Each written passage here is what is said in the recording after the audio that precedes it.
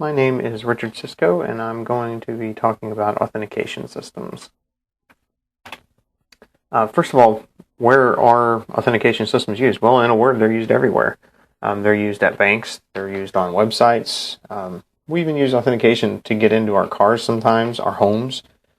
Um, Obviously, banks use authentication systems to identify that we are the person we say we are before doing business with them. They may, if it's in person, they'll authenticate via a picture ID, maybe a signature, and an account number. And then if it's online verification or over the phone, then they'll authenticate with a account number and a password. Those types of things. Websites obviously typically authenticate with a username and a password.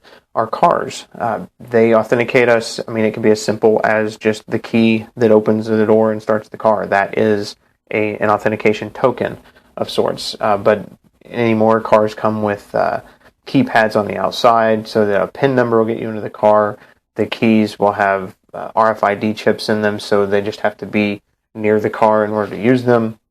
And then homes, there are locks for front doors on your house that'll have a keypad on them, or they can be adapted to use RFID chips. I've even seen people go as far as to embed the RFID chip in their hand so that when they go to grab the doorknob, the door unlocks because it senses that they are who they say they are. So that's just some of the places where authentication systems are used. But they're used every day, everywhere, all the time. Anywhere you see a security guard, that is an authentication system in place. So the next question is, how are users authenticated? Well, there are really three ways to authenticate someone is who they say they are. And that's using something they know, like a password or a PIN number. Using something they have, like a key fob or an access card of some sort, an ATM card, those types of things, also known as a token. And then using something they are or can produce. This gets into the area of biometrics or cognitives, behaviors, mannerisms, things like that, to identify that a person is who they say they are. Something unique to that individual, be it a physical trait or a more of a mental trait, those types of things. So the first one, using something they know. Again, this is passwords and PIN numbers, things like that. There are varying degrees of complexity that can come with passwords. They can be super simple, as is common with many users against IT professionals' wishes. Some of the most common passwords are actually 123456 or the word password. I believe it was last year, Adobe had a breach in their system where their user database was stolen, and the criminals wound up with a long list of encrypted passwords. So while they didn't have the plain text version, they did have the encrypted version. Well, when you know how the password is encrypted, you can then encrypt standard passwords or phrases or dictionary words and see if they match up to things in those in that database that's been hijacked. And as a result, many of the passwords that were found were very simple passwords, like I mentioned, 123456, or the word Adobe was common. Things like that. Those are typical of passwords. What we need to do is move toward complexity requirements, where we force the user to have complicated passwords, uppercase, lowercase letters, numbers, and special characters, and then minimum lengths on their passwords so that it has to be at least 8 characters long. Those types of things are going to make things more secure. And then, of course, like I mentioned, PIN numbers, they go with, they typically are used, they can be used for authentication just with a username, but typically they're used in conjunction with a token, which we'll get to in a moment. That brings us to using something they have, a token like a key fob, an ATM card, or an identification card. Excuse me. Those, again, are ways of identifying people because they have some physical item that only they have that's unique to that person. Now, again, that item could change hands, but there is only one item that's authenticated as that one item.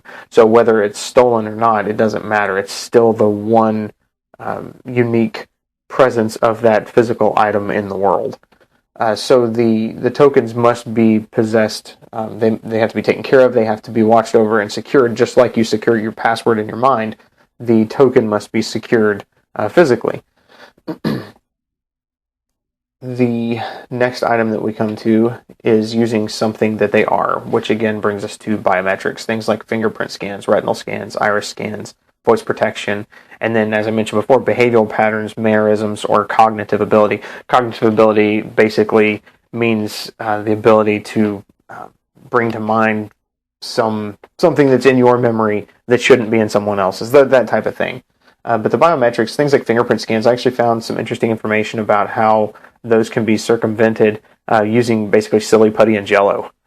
There's a couple of different experiments out there. One, it's actually a few years old, and the guy was using a consumer-grade fingerprint scanner, but the theory should still hold.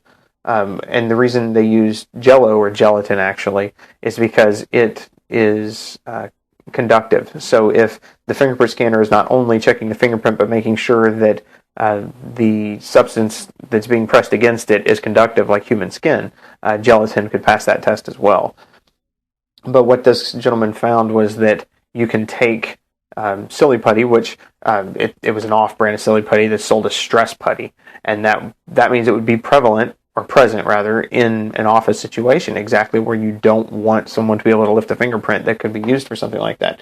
But the putty would actually hold a fingerprint quite well. So if you came across this ball of putty, you could take it and you make a mixture of gelatin. I believe he used a 1-to-1 mixture of gelatin and water, and then you pour it into the form of the putty, and you produce a fingerprint. And that he was able to use 50% of the time, was able to authenticate, and he was even able to use it to set up a new authentication as well, just as if it were the finger from the very beginning. Retinal scans were one of the things that I found were more difficult or actually impossible to forge. I didn't find any information that talked about people being able to forge that. Iris scans actually were quite interesting. There is the possibility of someone taking a contact lens and printing an iris on it and using that successfully to pass iris scans. The scary part was they didn't actually start with the image of someone's iris. What they started with was a completely computer-produced image of an iris, and then they manipulated that until it matched the authentication factors stored in a database of other irises for verification. So all they would have to do would be to steal that database and then start with that computer-generated iris and modify it till it matched, whatever access they were wanting. And then there you go, put it on a contact lens, put it in your eye, and it's virtually undetectable. And then voice recognition, of course, I don't personally put a lot of faith in that one because that's something. I mean, I'm not sure if the computer can really tell when something's being played back versus being live. So I'm not a big fan of that specific technology. Behavioral patterns and mannerisms, I also wouldn't be a big fan of.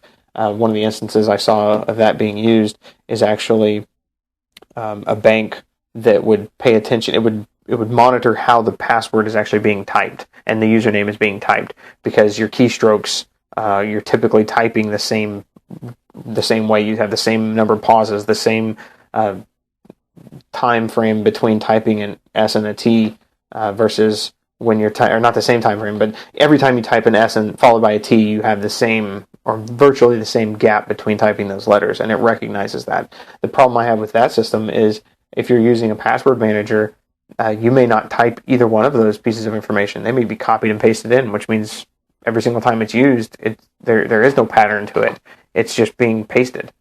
So that's something that it wouldn't be able to identify. And then as far as cognitive goes and asking security questions, I'm not a fan of that either, because with the advent of social media, the answers to your typical security questions are going to be readily available by anybody that has access to your Facebook page. Or if you want to go old school, MySpace, things like that. I mean, people post their pets, their relatives, what they did over the weekend, what school they went to, where they grew up, where they were born. All that information is readily available on the internet. So using that as a way of identifying who someone is, to me, just is an unreliable way of doing it.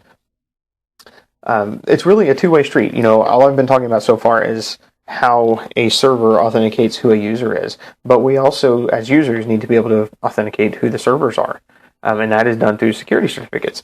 The security certificate is issued by a certificate authority that is inherently trusted, so that it's believed that they won't issue invalid security certificates intentionally. If they issue a certificate, it means it belongs legitimately to that organization.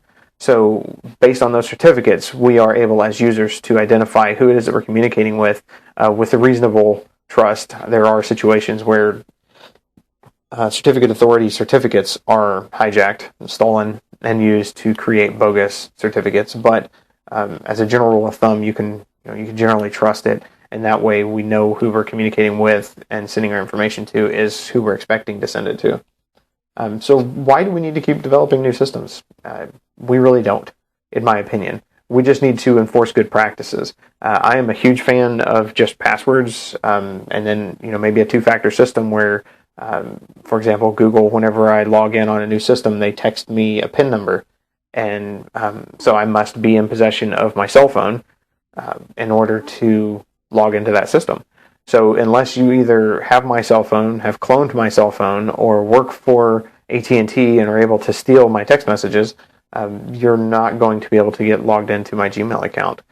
And that's something I'm a big fan of, like I said, and a complicated password is the step before that. They can't even get to the two-factor system without my password. And I've recently become a fan of password keepers in order to have extremely complicated passwords that I couldn't even begin to memorize unless I really, really wanted to. And the goal behind that is that it's unguessable. It's not going to be guessed by a human. Computers would take an extremely large amount of time to be able to figure out what my passwords are. Really, the only way they could do it would be to come up with the password file and then hack the encryption that's tied to that.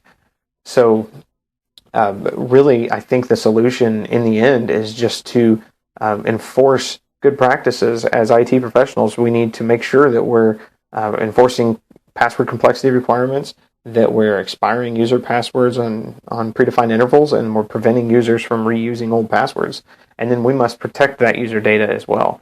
Websites that have their databases stolen, like Adobe, that's not doing the users any good either. Even if the password is a super complicated password, you still don't want it floating around the internet, even in encrypted form. So it's important that users protect their data. It's important that IT professionals protect the user's data. And then, like I said, using two-factor systems is definitely the way to go in the future in order to make sure that we're protecting people.